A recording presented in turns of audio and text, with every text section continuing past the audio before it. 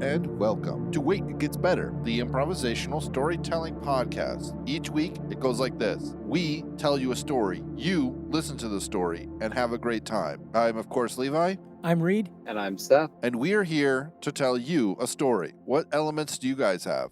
I have government type. I have Pantheon. I have economic system. I feel like those are all three pretty big world building things, and I have a pretty big world building thing, but the Pantheon comes first. So let's hear the Pantheon, Seth. I was going to say I'd be more than happy to listen to one of the other ones first, but I mean, I feel like I want to hear at least the government type before I talk about the economic system. Okay, then let's hear about the government type, and then I will try to insert the Pantheon then. Well, we'll have to see. The Pantheon might help my government type, but it'll work. We'll see. Okay, I mean, I can. I'll do the Pantheon first then. Okay, that's fine.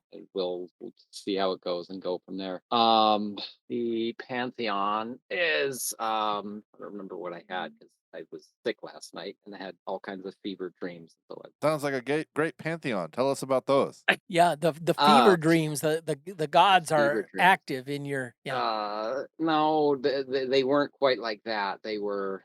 It was more like a dream of like trying to remove water out of a cup, one drop at a time, while being fully aware that I could have just dumped the water into the other container. Well, do you want to hear the economic system? Yeah. Have we moved back all the way around to hearing the economic system first? Okay, so the idea that I had with the Pantheon is it's more of like a top class system. So either by competition or proof of not proof of worth, but like the Pantheon would be like the top scientist or the top I don't know, scientist is the only thing I can come to mind, but like basically positions where the person who can prove that they are, better at it than the person that is currently there gets to then hold that position of prestige. Now then you get extra, let's say, powers when you're there, control different things, but some of that comes from, your knowledge to be able to manipulate that area of expertise that you have. And so it's like if someone is holding the weather position, and someone comes along and challenges them, and then they can take their place, but then they kind of sit as like the weather czar, where they can, manipulate different things using, their knowledge and skill and expertise, and then, I don't know, maybe some kind of ring of power that does something for them. This is the Pantheon? Yeah. Okay.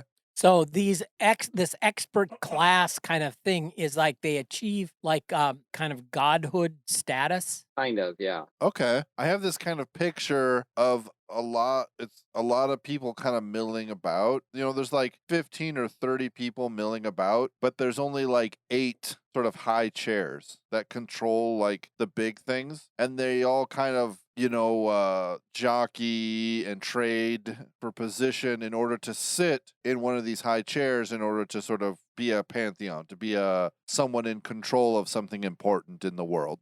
So it's kind of is it kind of like a merit-based system, but it's merit based on who can affect like you say, the weather czar, whatever, is who can bring to bear the strongest effect and be more effective in their control of this area or that area? Yeah, not like merit-based as in like they have to be morally like superior, but just as in like be better at it than whoever is sitting there right now. Right. So it's almost like there are people born who can become these pantheons, and then those people are trained up, and whoever can sort of wield the power the best gets put into that place. But sometimes it might go a long stretch without anyone having really good control over like the weather system. So like someone who has only like mediocre control over the weather system gets put in that place. And so we have kind of intermediate storms and drought and, and you think about, the golden age when, Xenodon was the weather czar. Like it was just like popping off summer and, harvest time and just rain, and it was beautiful. No winter. It was amazing, but now we have. He drove an SUV, dumped a lot of carbon into the air. No, I'm sorry. Yeah, that makes sense. So like maybe perhaps it's not like a class thing, but perhaps it's like maybe those who are born with the gift, and perhaps like say lower class people that might have the gift. I'm thinking of the thing that comes to mind would be the Wheel of Time, the in the village up there, Nynaeve, Yeah, she the was wisdom, the wisdom. Yeah. where technically she wielded the power, but in almost a different way than the Aes Sedai, Right. right? And so, like in a backcountry hick, some of these people might be like, oh, well, they can like sense when something's happening. But those, perhaps people that have access to something else can get their child into one of the universities that can Right. train them up and judge their capabilities, or if they have a private tutor that can help them, whatever, and then they can Right. get into the thing. But yeah, no, it's Because you have to be trained to use the machines. You have to be trained to channel your power through the Pantheon seat, the whatever systems that are used. If a 70-year-old guy is discovered that he has this really great power for something, it's almost completely spoiled because he can't like sit down at the war seat and properly integrate with the machine at all. It doesn't work, So you have to catch them young, and therefore you need tutors to sort of teach the kids like the specific mindsets and things to be. yeah. All right, that's awesome. That mixes really, really well with the economic system. Reed, were you ready to go, or do you want me to? I'm ready to go. I might as well. Okay. Okay. It's this is I'm calling it ethics-based anarchy. So there's definitely a morality, a societal morality basis. But I'm just using the quote, in those days there was no king in the land and every man did what was right in his own eyes. And the code that everybody is raised up in is that each man is responsible for his own life, liberty, and property. And society will sanction anyone who interferes with the life, liberty, or property of another. So there's high value that what's yours is yours and you're responsible for it, right? And if there's a problem, then it can be settled between the two of you. And if that doesn't work, then you have your community will step in and say, no, you're being the wrong guy here, and it's got to stop. And then if there's restitution that needs to be made, that will be. Wait a second. You said someone else would say this is wrong here. How would you determine? There you go. How would they determine? What I've just said is opens the door for what everybody says is bad with anarchy, and that is mob rule. Where if the one guy is better at stirring up the crowd, to get his way, it could be a problem. However, that's why I say it's an ethics-based anarchy. People know right from wrong. So the idea being that you're not going to have a charlatan that's going to do well trying to stir up crowds. Everybody has to look to himself. But, the neighbors will step in if somebody's getting too big for their britches. Interesting. Yeah. So yeah. And I quickly want to point out just the fallacy besides saying what's right and wrong. An ethics-based, like the fact of anarchy is the fact that each person decides for themselves what is right and wrong. So there can be no mediator. But right. I think the way that it could happen, according to what you're saying, is there is a third-party adjudicator who, if each person goes to, when they can't settle their differences between them, right, they go to this thing, and that thing sort of parses out, quote unquote, ultimate right and wrong. Well, and it kind of fits with what Seth is talking about, the Pantheon, where you'll have the people that have wisdom to settle differences, and you'll have people that will rise to these positions based on it's a less formal thing, though. It isn't like somebody has got the authority and will say, well, this is what it is. It's I'm not saying that it's going to work well. I'm just saying this is what it is. This is how they're muddling along right now. Yeah. I was going to say, I don't know how it would work. It'd be interesting to see how it would work. Yeah. But it's interesting because it also mixes pretty well with the economic system, which is this. Some time ago, we'll say 1,200 years ago, we'll say back when the Pantheon systems were just being developed, they created a supercomputer, right? To sort of process all information. And since they created that, everyone who grows up pretty much knows how to create code, right? There's not a person who you can't just sit down and write your simple, super simple program. It's like, at this point in time, with the resources available, the amount of people and how long it's been in the system, it's like following a recipe, sitting down and creating code. Cool. And this supercomputer has an AI that runs it, or is it, and it manages the world economy, right? And when it was searching for a perfect economic system, what it decided was, and what it sort of centered on, was that it needed to become more efficient in every way in order to deal with the population and to evolve with them. So what it implemented was code for currency, specifically code that addresses it, right? So if you write a piece of code, right, to improve a specific line of the AI's base processing power, and it provides 1/100th of a percent increase in efficiency, then that's great.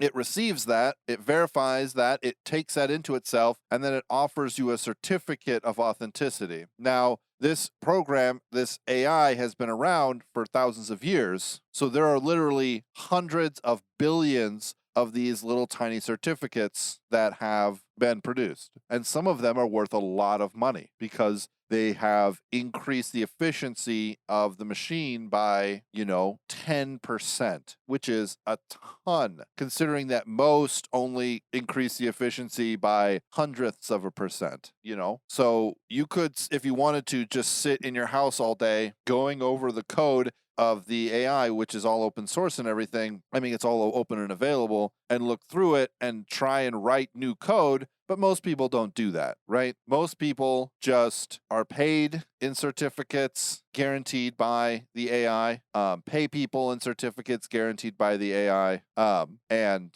really ambitious people get big loans and grants and stuff in order to try and address certain parts of the code. The problem with this that's happened is that over the years, the AI's programming has become unrecognizable to anyone from what it used to be. Yeah. Right?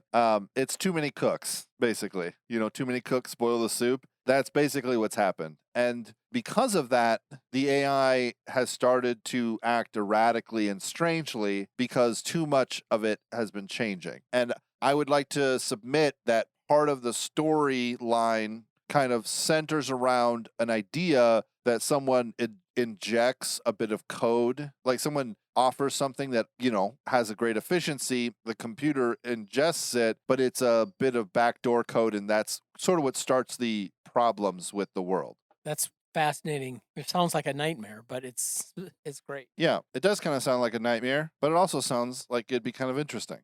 Seth, what do you think? Does that resonate with your Pantheon? I think it's fine.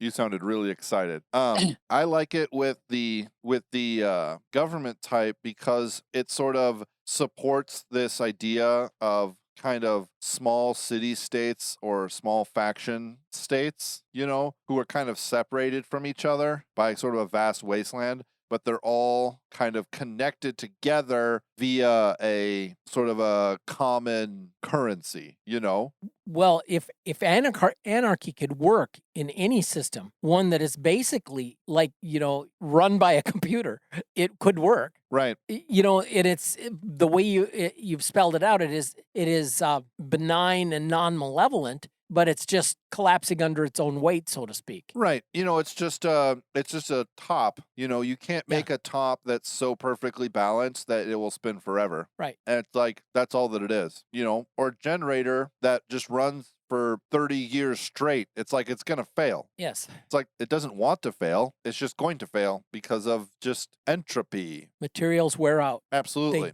They decompose. And part of me thinks that this Pantheon has kind of been forgotten to a degree. Not really forgotten, as it were, but maybe kind of overlooked. I don't know. I was thinking about, my brain was saying forgotten for some reason, but I don't remember why. But I have kind of a picture of, you have a post-scarcity civilization living on a planet. Post-scarcity, they implement, they have this, they have the Pantheon, which it's not really a Pantheon, it's really more of like a privileged high council kind of thing. And they, however the gene that produces the people who can use the machines is, I don't know, but they also create this machine to regulate everything. And then you just sort of push fast forward for 1200 years, and maybe what we're experiencing now is the stagnation of the human race, right? As the system that was set up to sort of perfectly and efficiently run the economy is falling apart, as each person is doing what is right in his own eyes, Yeah. and maybe that third party thing that they go to adjudicate their disputes is in fact an AI as well. Yeah, that would work. That would fit in. It would make sense. Yeah, and since the machine obviously handles all property records and mineral rights and whose business is interfering with the business of someone else and all that kind of thing. Right. And then in the sort of the main, my idea would be that in the main city, you have this Pantheon still kind of holding together the idyllic picture. But then the farther away you get from that main city, it's not like the Pantheon is less powerful out there. It's just our hero starts in the main city where everything is perfect, and then they go outside the dome, as it were. Yeah. I'm thinking kind of Seth, kind of Chrome Shell Rigo-esque. Well, that I missed that reference. It's a anime that is just weird and very cool, and you should watch it. But it has to do with dome cities, and it's kind of terrible outside the domes, but then it's becoming terrible inside the domes as things are changing. But I think that's some good groundwork for you guys. Have any other cool ideas for world building and kind of like a plot beginning too? So. Well, as people see things start to fray around the edges, they have to, come up with some workarounds, right? If the system is failing. Yeah, they will absolutely have to. Do you have any interesting workarounds you were thinking of? No, what I was thinking about would be coming later. So, okay. Okay. Yeah. Cool. Ladies and gentlemen, thank you so much for joining us for this episode of Wait It Gets Better as we start this interesting new story. If you have any questions or comments about this, our process, what we do, our favorite colors, let us know at waititgetsbettercast@gmail.com or add us on Twitter at @getsbettercast. We'd be happy to answer those questions. And until next time, don't forget to wait. It's getting better.